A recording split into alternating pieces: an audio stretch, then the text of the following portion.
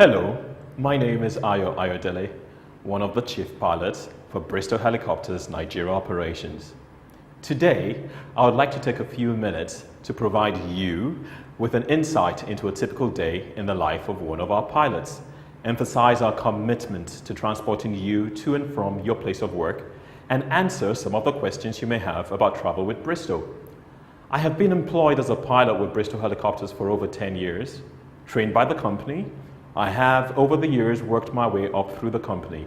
I'm a line training captain and have the privilege of holding the post of chief pilot at our Lagos operations. Bristol's primary core value is safety. The safety of our staff, our passengers, and our aircraft come first above everything else.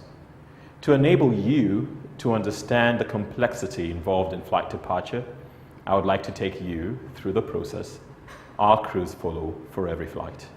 We have over 200 pilots employed in a Nigerian operation. The evening before a flight, the crew are advised by the Flight Operations Department of their duty report time, the crew they are flying with, and the destinations that they will be flying to. The pilots report for duty at least 1 hour prior to scheduled departure time. On arrival, they gather various pieces of information to enable them to safely plan the flight. Information on airfields, platforms, air traffic restrictions, and most importantly, the weather needs to be considered prior to departure. Crews use real-time information from the platforms and weather reports provided by the Met Office to determine how much fuel they are going to require in order to complete the flight safely. There are many rules and regulations that have to be followed when planning and operating one of our aircraft.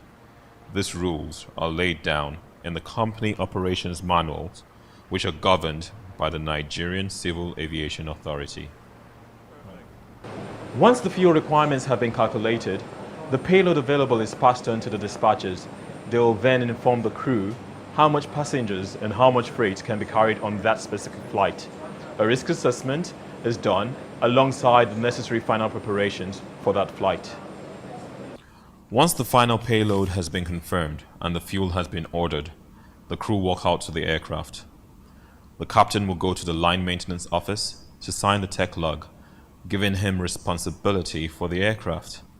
He'll confirm with engineers if any maintenance has been carried out and how many hours of flying is available before the aircraft needs any further inspections. Thereafter, the captain and co-pilot will conduct a thorough but independent inspection called a walk-around of the aircraft to ensure that everything is as it should be prior to departure. Once passengers have boarded, the aircraft is started, and on completion of the pre-flight checks, the aircraft departs for its destination. Passengers on a normal rotational roster pattern would normally fly for approximately 30 to 40 hours per year, which compares to only 5% of the 650 to 750 hours per year that pilots typically operate. Safety is our core value. Our primary aim is to ensure that our passengers are transported as safely and as efficiently as possible. We take safety very seriously, and every employee has the right and responsibility to call stop if they are aware of something that could be hazardous in any area of our operation. Remember, our pilots have families and loved ones at home, and they will not operate unless they had every confidence in the equipment and training provided. Our senior management team will fully support any pilot who determines that a flight is not safe to depart, and we do not allow commercial pressures to affect the decisions that our crews make. This is the cockpit of one of our Sikorsky S-76 aircraft. The aircraft is ideally suited for offshore oil and gas support, configured for transport of up to 12 passengers within a 200-mile radius of the operating base in most weather conditions. One question which is frequently being asked is about the seating configuration of our aircraft. The number of seats fitted to any aircraft and the different configurations have to be approved as part of the aircraft certification process. This approval is provided by ICAO legislation under FAA and the governing authority of the country in which the aircraft is being operated. For operations in Nigeria, this is the Nigerian Civil Aviation Authority, NCAA. With regards to the issues concerning the S-76, investigations are still underway, and this process usually does take a while in the interest of thoroughness. This investigation is being carried out by the Nigerian Accident Investigation Board, and Bristow is doing everything possible and sparing no cost in cooperating with the authorities to see the investigation to a factual, conclusive, and accurate end. For the purpose of our return to service, the NCAA carried out a detailed audit of our operations and issued an all-operators letter which required Bristow to complete inspections of our aircrafts prior to being returned to service. This consisted of, but were not limited to, a thorough and detailed inspection of the aircraft wiring, the flight control systems, the engines, gearboxes, and drive shafts, with which we have complied.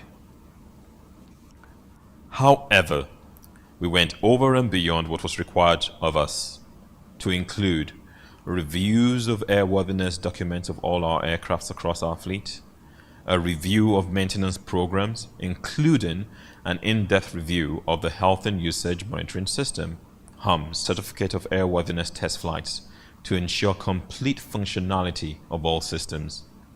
We spared no cost in conducting a thorough refresher training for all our pilots before the return to service of the S-76.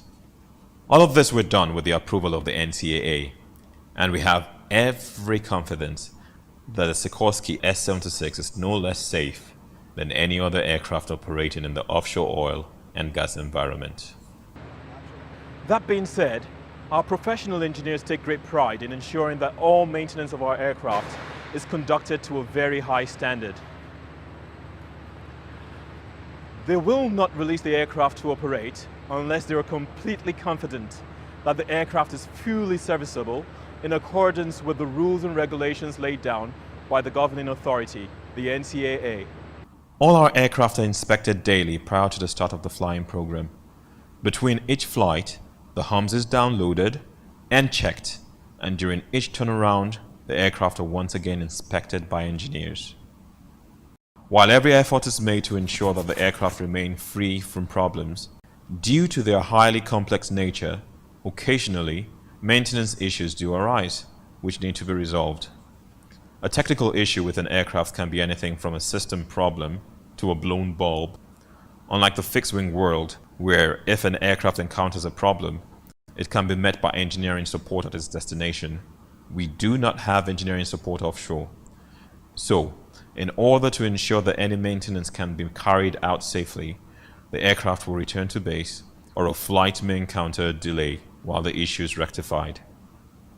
Operating in the offshore oil and gas environment can be a demanding but rewarding experience, and our crews pride themselves in delivering a safe, efficient service to our clients. Safety comes first, above all else, and our crews know that it is their responsibility to call stop if they're unhappy with any aspect of the task. At the beginning, I introduced myself as Ayo Ayodele, Chief Pilot, Lagos Operations. However, I'm also known by another title to two beautiful girls, Dad. Like you, my sole aim is to go to work, complete my responsibilities, and return home safely to my family. You can have the confidence when you travel with Bristow that your safety is our priority.